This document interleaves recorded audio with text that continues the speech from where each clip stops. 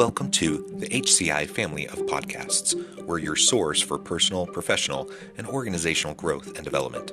We share our own original research, explore industry trends, and interview executives and thought leaders from across the globe. Join us for practitioner-oriented content around all things leadership, HR, talent management, organizational development, and change management. Maximize your personal and organizational potential with the HCI family of podcasts. Lauren Tropeano, welcome to the conversation today. Thank you so much, John, for having me. Yeah, it's a real pleasure to be with you. You're joining us from the Boston area. I'm south of Salt Lake City in Utah. And today we're going to be talking about how companies can tap into the humanity of their people in the era of AI. Everyone, I think, is freaking out at the moment. I mean, most people, it seems like, are freaking out about displacement and disruption and all the things related to technology and AI adoption in the workplace.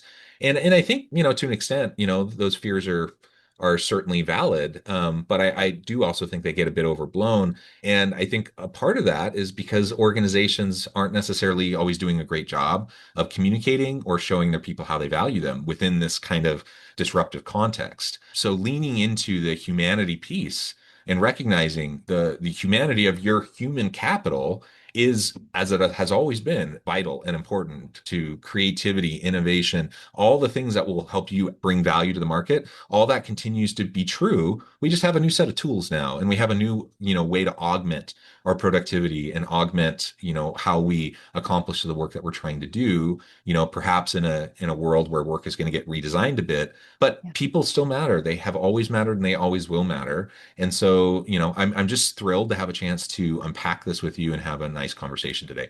As we get started, I wanted to share Lauren's bio with everybody.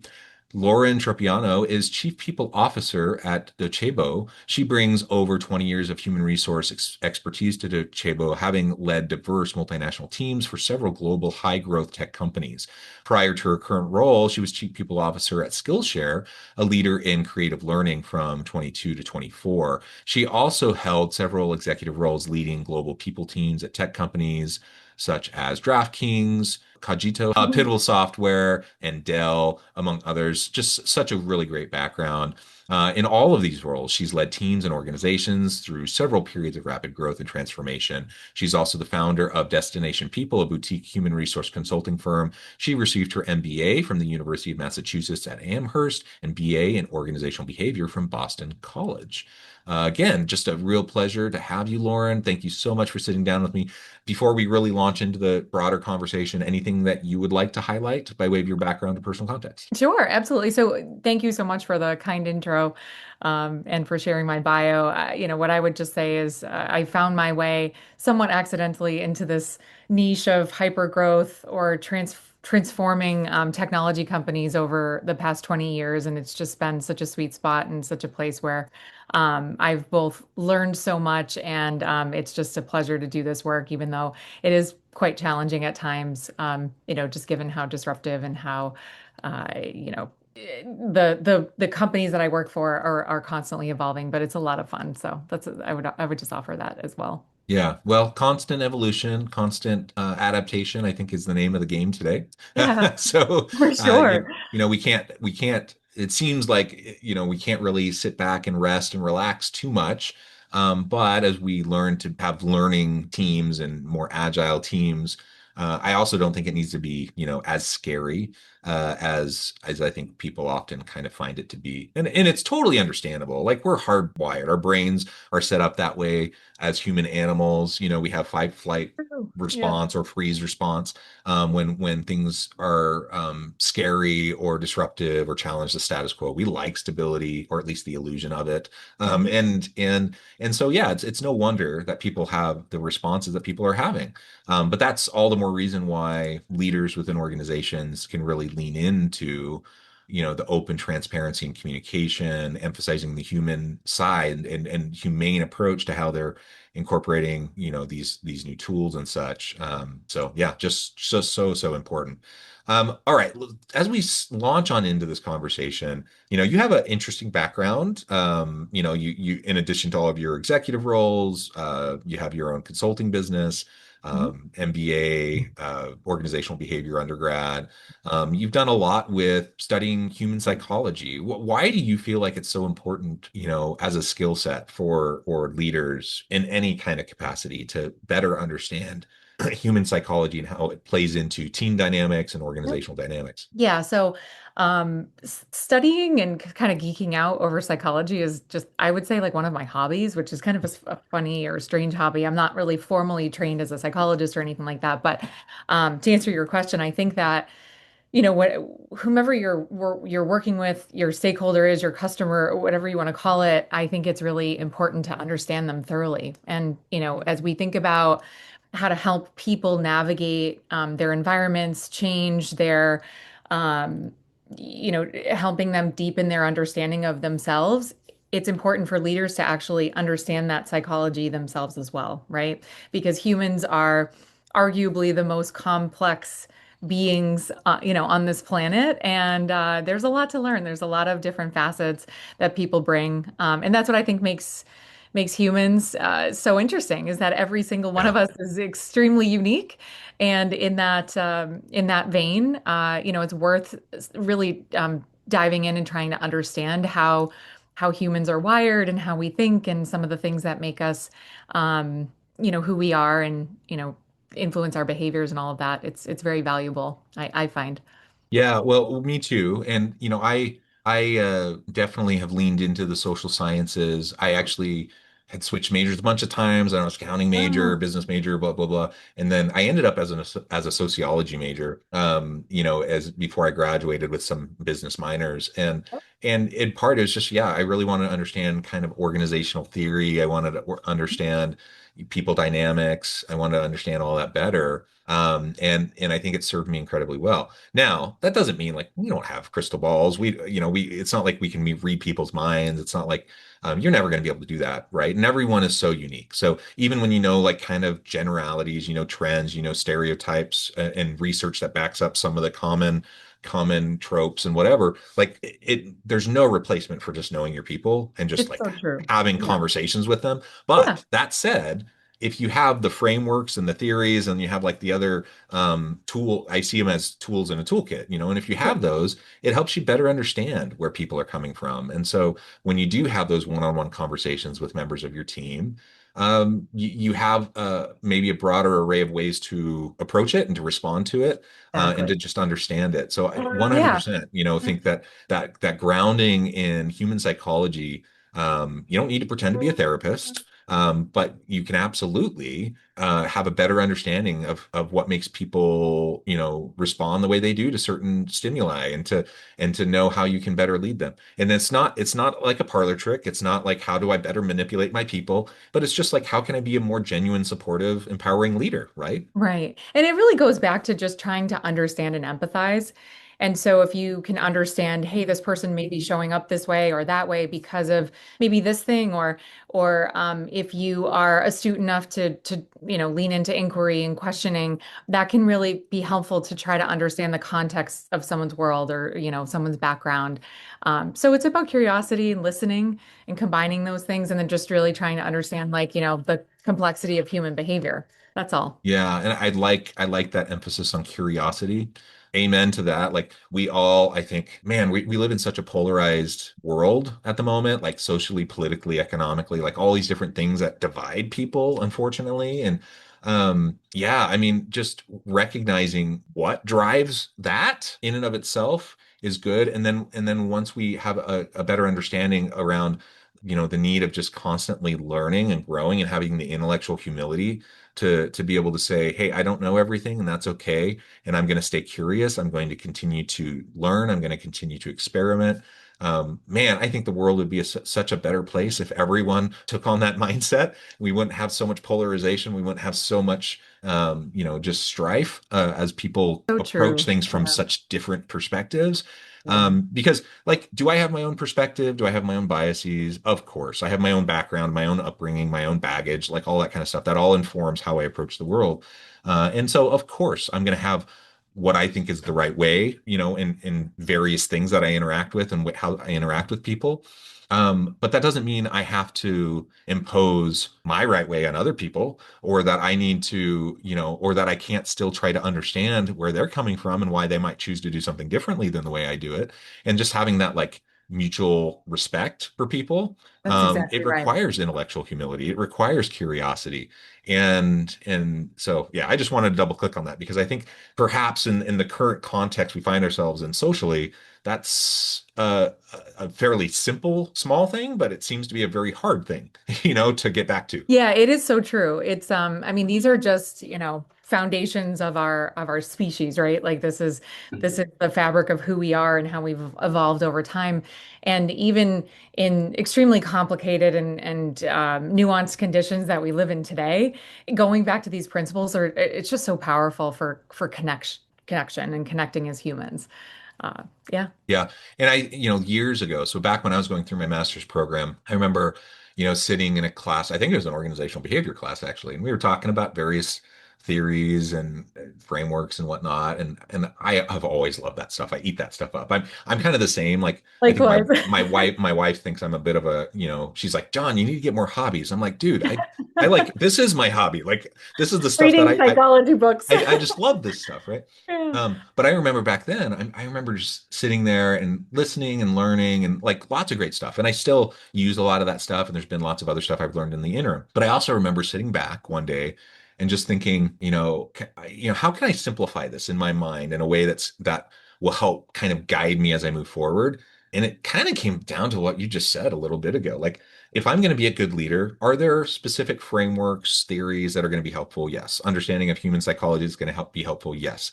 Do I need to have technical expertise and team and leadership expertise? Yes. All those things are helpful, right? But there's a foundation in my mind that has to be present in order for someone to actually truly be a good leader.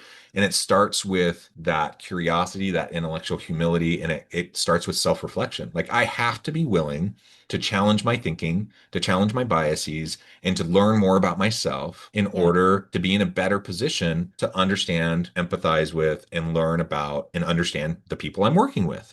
And if Yeah. I can't do that first, if I can't first understand myself and understand my people, like truly, then I can have like all the technical expertise in the world in all these other areas, and I'm still probably going to suck as a leader because being a leader is like 90+% of all the people stuff, all the human It's stuff, so and true. a Yeah. lot less of like the technical expertise once you get to that level. Yeah.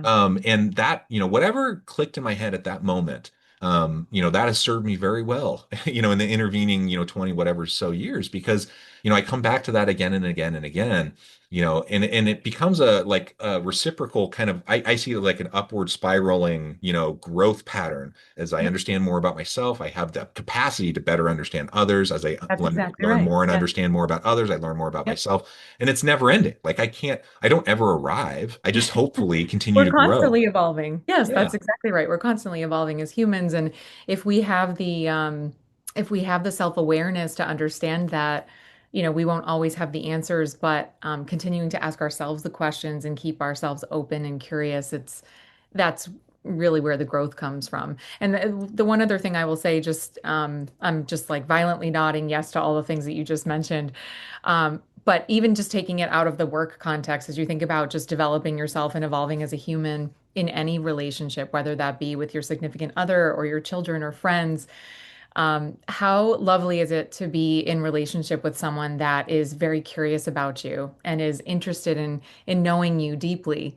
That is a wonderful feeling that if we can bring that feeling and that connectedness into the workplace, I mean, that really is, it's something unconventional and it's really magical. So, yeah, and it's quite It simple. is. And I think there's nothing like new to what we're saying. Like lots of Yeah, people have thought about this and talked about this and written about this for forever, but it's really hard. It's hard to do.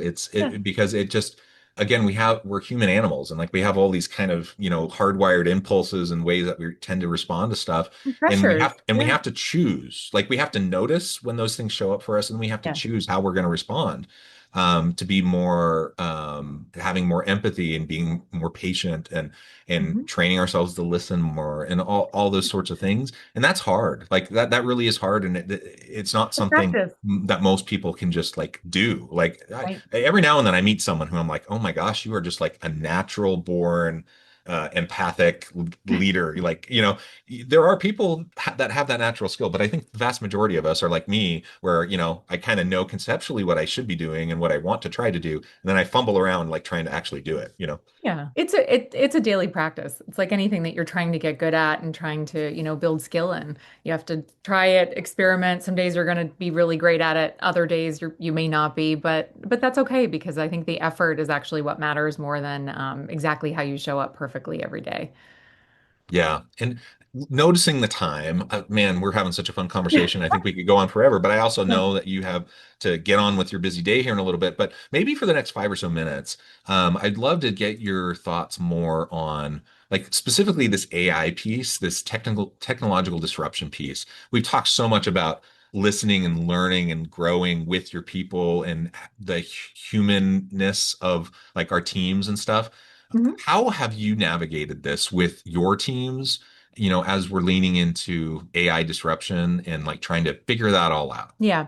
So I'll start by saying that, AI is all around us, and most companies that are, trying to grow and evolve are adopting many different forms of AI, whether that be through tools and technology or, people using ChatGPT or Claude or things like that. And so I would say that the tools are generally available to everybody, right? Whether you're in a company or even not within a corporate setting. But the difference that will be made within any company is really all about the people that are using the tools, right? So at Docebo, we are taking a lens to this, which is, hey, we really want to enrich and enable and support our people with these tools, but we're focused on making sure that the human that uses the tool is upskilled, supported, that they're invited to use these things and to go on this AI journey with us very thoughtfully, rather than having, a forced mandate or something like that. Again, it's a very slight nuance, but when you invite someone to come along and you invite them to have curiosity about something or experimentation or play or fun or whatever you want to call it, it feels a lot different than, a forced mandate that you have to, use this in your workflow now or implement this number of hours of your day using this new tool. It feels differently. And so for us, the individual, the person is always at the core. And our goal is to do a lot with enabling them. And that's true internally, but it's also true for, how we think about learning in our industry and with our products and with our customers as well. So it's a nice bridge between what we're doing internally and ultimately what we share with the world from a product and philosophy standpoint. Yeah, yeah, I love that. And you said the word play, which Mhm. I love that kind of framing around all of this because Yeah, it feels scary. People are worried about displacement, for losing their sure. jobs and all that. I'm Yeah, like, it's not about, I mean, will there be tasks that get displaced? yeah, Yes. And yeah. eventually will there be jobs that get displaced eventually? But we'll create new jobs too. And That's so right. it's Yeah. about supporting people and reskilling and upskilling. And Mhm. and it's about human augmentation. That's It's right. it's not about displacement. It's like how can we do what we're already doing to be successful as a business, to add value to the market? How can we do that even more, even better by using these new tools, right? That's And right. then supporting your Exactly. people in doing that. Yeah, and And if you evolving how we think about our work. It may be that we did things a certain way or through a certain workflow, but now is the time to invite that, oh, that curious thinking of, oh, like I may have done it that way, but is there a different way? And then what capacity might that unlock for me that I can then go and explore and do something totally new or cool or make a different or bigger impact? Yeah, and framing it as play, it just kind of changes the whole dynamic for folks. And A lot I lighter. I love playing with Yeah, and experimenting with AI tools and workflows and agents, agentic AI and everything. Like it's just so yeah, much fun. Like it really is. And so, you don't have to be so scared if it's just that's something you're right. playing with, right? Yeah, that again, I think like words matter and just how you're inviting people to approach something, it really makes a difference. Going back to that psychology, Yeah. talk that we were on before. Well, Lauren, this has just been a great conversation. Again, I know at the time I need to let you go here in a minute, but before we wrap up for today, I wanted to give you a chance to share with the audience how they can connect with you, find out more about your work, your team, and then give us the final word for today. Awesome. Thank you again so much for having me, John. Please feel free to connect with me on LinkedIn. I would welcome any connection requests. You can find more information about my background there, also about my business, Destination People. As John mentioned, I run a boutique advisory firm for companies that are very curious about scaling their culture without losing their heart and soul. Thank you, Lauren. It's been a pleasure. I encourage the audience to reach out, to get connected, find out more about what Lauren can do for you. And as always, I hope everyone can stay healthy and safe, that you can find meaning and purpose at work each and every day. And I hope you all have a great week.